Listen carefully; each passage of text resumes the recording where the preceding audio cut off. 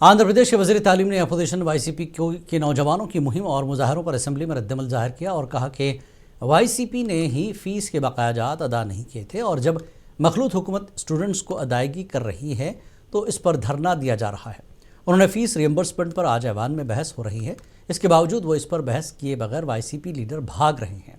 उन्होंने कहा कि कल तक वाईसीपी के एहतजाज का उन्वान फीस फाइट था, लेकिन आज इसे यूथ फाइट का नाम दे दिया गया और वाईसीपी खुद इस बारे में वाज़ेह नहीं है कि वो असल में क्या करना और क्या पूछना चाहते हैं।